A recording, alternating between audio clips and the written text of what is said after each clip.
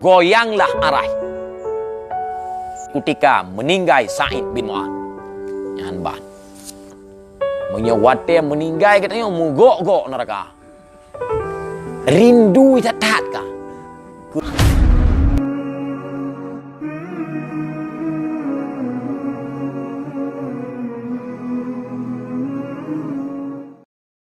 Menyegatanya termasuk roh yang god. Roh yang mulia.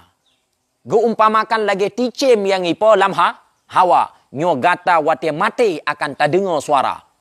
Yang geseru oleh Allah Ta'ala. Alla takhafu wala tahzanu. Jangan engkau takuti.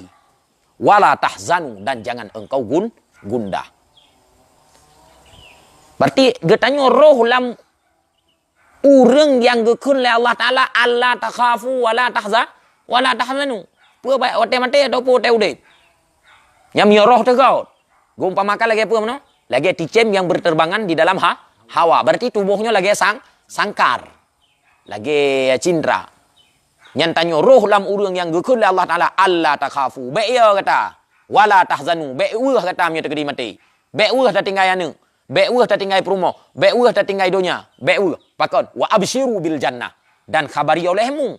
Nian akan mereka itu dengan syurga.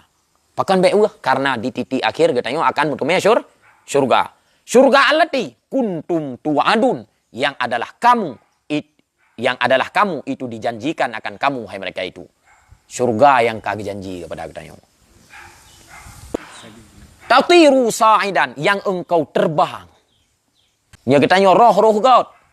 Yang engkau terbang. Sa'idan. Hal keadaan engkau itu naik.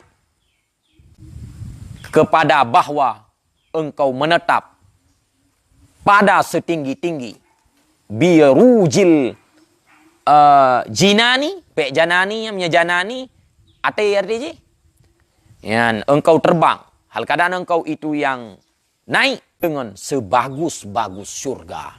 Ya katanya God, wate mate, roh katanya akan dipudu oleh Allah Ta'ala bak sebagus-bagus surga. Ya. Qala alaihi salatu wasalam. Nukul Nabi sallallahu alaihi wasallam. Ihtazza arsyur rahman. Goyanglah arah. Goyanglah arah rahman. Di ketika meninggal Sa'id bin Mu'adz. Yan ban. Go arah. Di saat meninggal Sa'id bin Mu'adz. Nyen lam syarah hadisnya gekun pakan megok-gok arah karena rindu arahnya ataupun karena senang arahnya. Pakan senang karena katruk roh urang yang paling mulia. Sa'id bin Mu'adz. Menyewate meninggal katanya megok-gok neraka. Rindu tak kah?